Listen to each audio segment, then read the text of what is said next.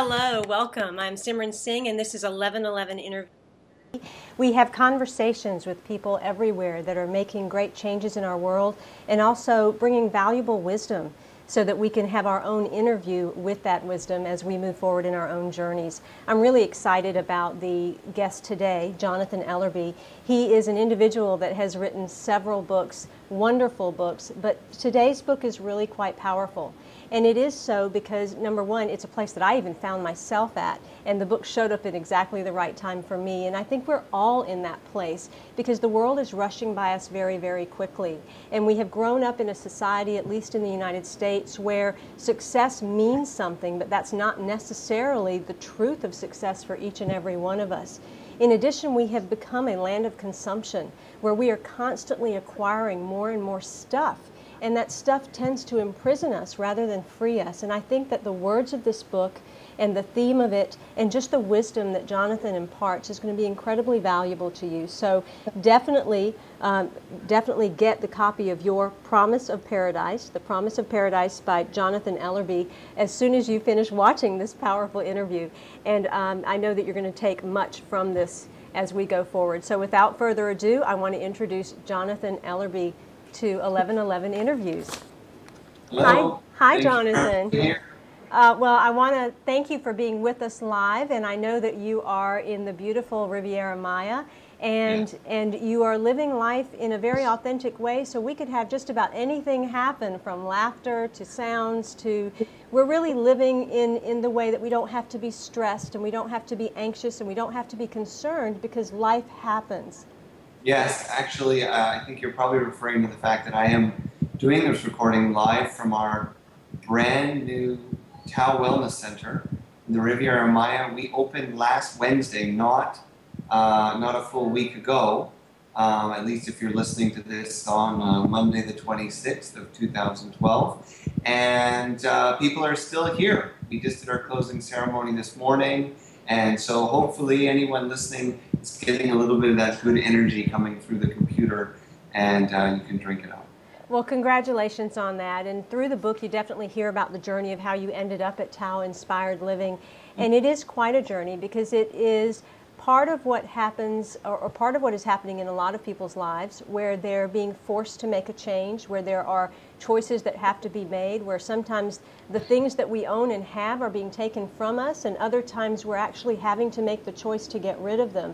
So first I would like for you to kind of explain how this whole life change happened for you, and what it took to really leave what the Western view of success is and step into what your own view of success was to be for you and your wife and child.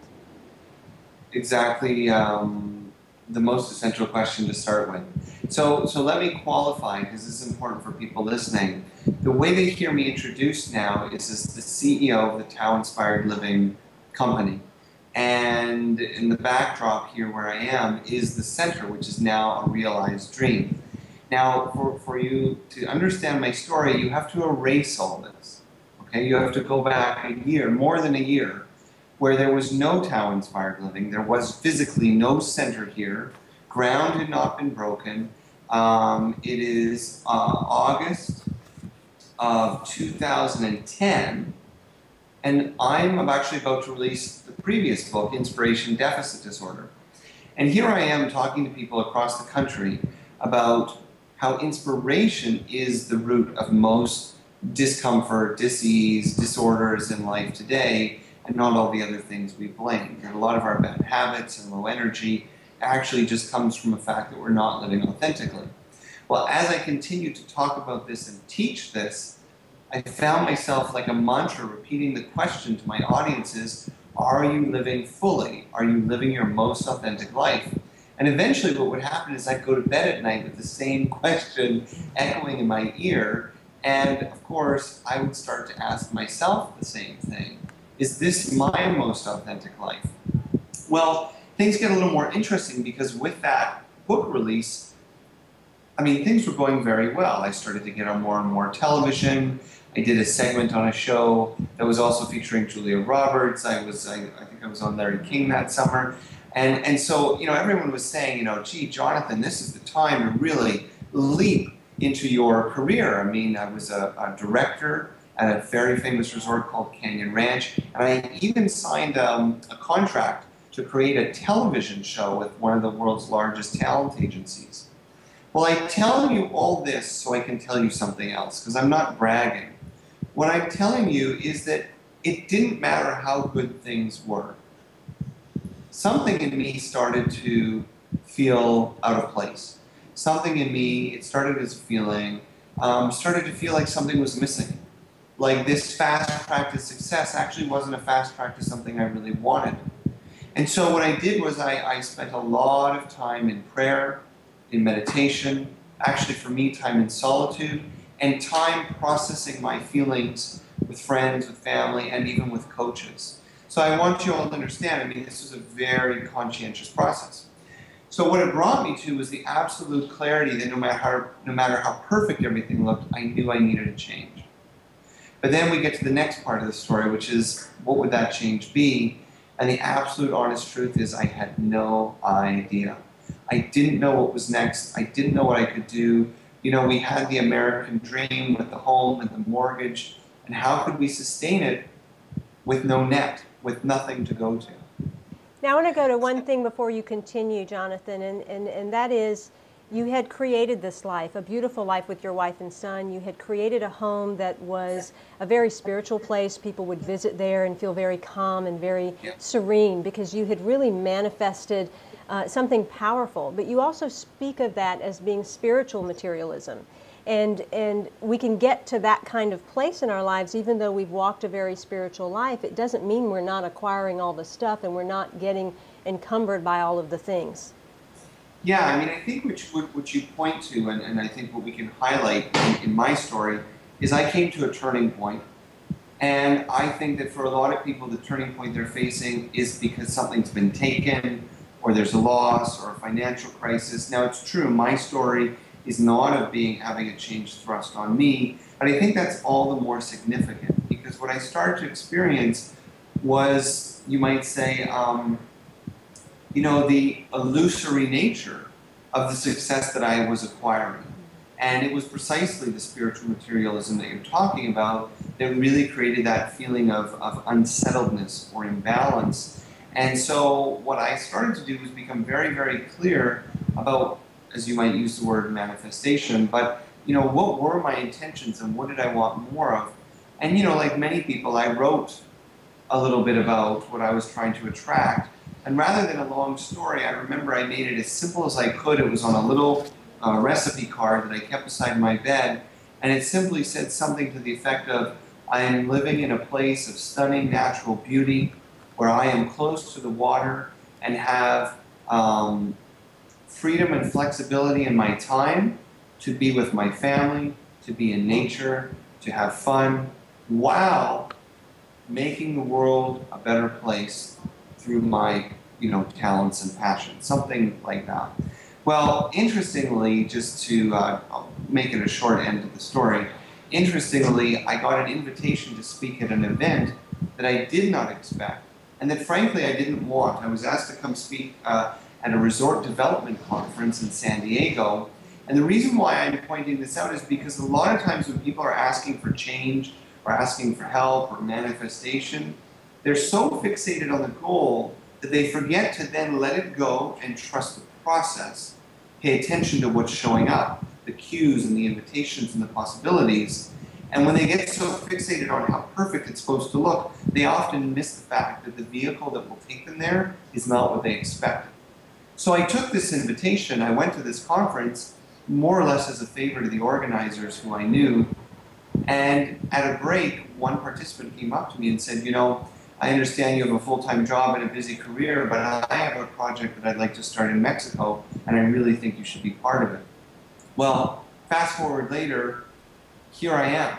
And when I quit my job at Canyon Ranch, I had nothing secure, I had nothing committed, I had no secure future income, but I had absolute faith and belief that I was being led and guided in the right direction. And I do believe that the universe rewards us in a direct and reciprocal way. The more we trust, the more the universe responds. The more we doubt, the more the universe doubts our commitment. It sounds a little anthropomorphic, but I've experienced it to be true. What I found in reading the book, Jonathan, was that I look at a lot of the people in the spiritual world or in the self-help industry that are really out there trying to do a lot of work to help people. And it looks almost as if some of them have gotten caught up in that rat race. And you were kind of in that place, the television and everything was about to happen. You had authored 2 very successful books, Return to the Sacred and Inspiration Deficit Disorder. And like you said, you were with Canyon Ranch and in a very, very high position there as well. And so life was just on the fast track for you, even in the spiritual field. A person would think that is the dream life. You're doing something spiritual, you're helping people in the world, you're being of service, you're being remunerated, you're having celebrity status. To walk away from that takes a great deal of courage, but more so takes a great deal of listening and consciousness. Because to walk away from what is starting to become more real than you is not a step that I think a lot of people would consciously get to because of what they have to give up. Yeah, and I think the secret for me is that if you can consistently return to the deepest place that you can reside in yourself, to your spirit, the place even deeper than your soul, if you can continuously return to that place every day, and for that matter, throughout the day, I truly believe life looks after itself.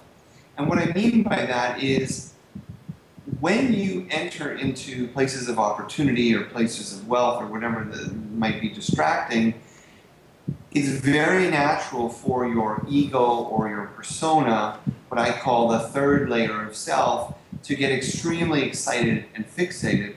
But if you can consistently return to that inner place, the first place of self, then you have the perspective at the end of the day that says, well, yeah, that was interesting, but that's not me.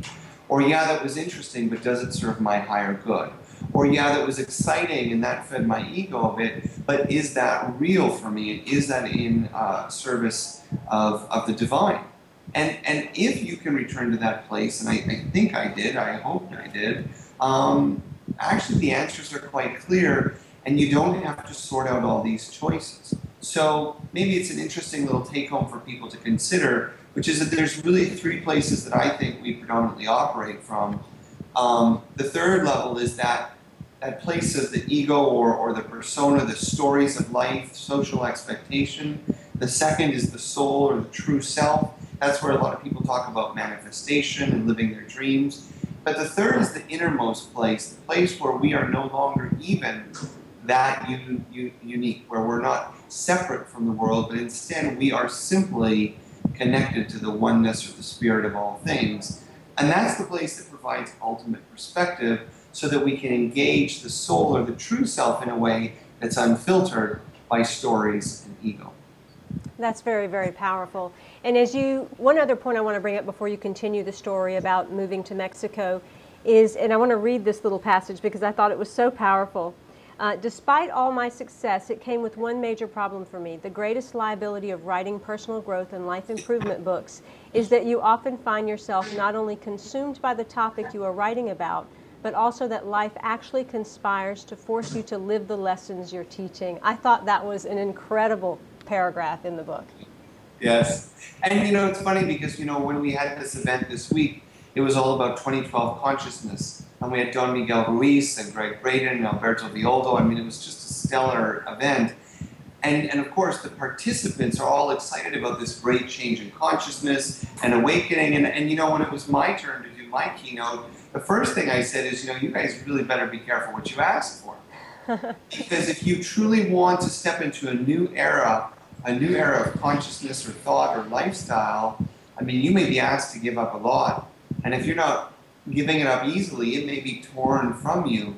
So I do believe that true peace is possible. I do believe that true awakening is possible. But I also believe that it's rarely an easy road for the very simple fact that we are energy beings. And if we're going to move from one level of energy to another, there's going to have to be a certain amount of disintegration or even destruction to the matrix that we're in in order to move on to create a new matrix of energy.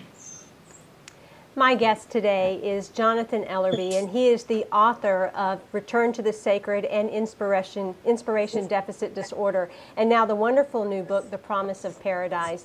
This is a fabulous book because it really helps you to question where your thoughts really are, where you are really in your life, and what success truly means to you. This is a book about happiness, a book about really challenging yourself to find what your true happiness will be.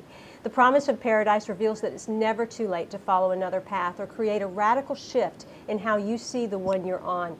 Ellerby offers solutions that fulfill our every universal desire for health, connection, and peace of mind, and provides the practical tools and mindset necessary to create your own paradise.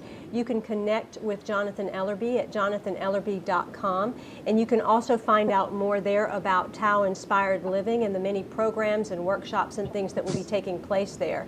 We're going to take a quick commercial break, and then we'll be right back with Jonathan Ellerby.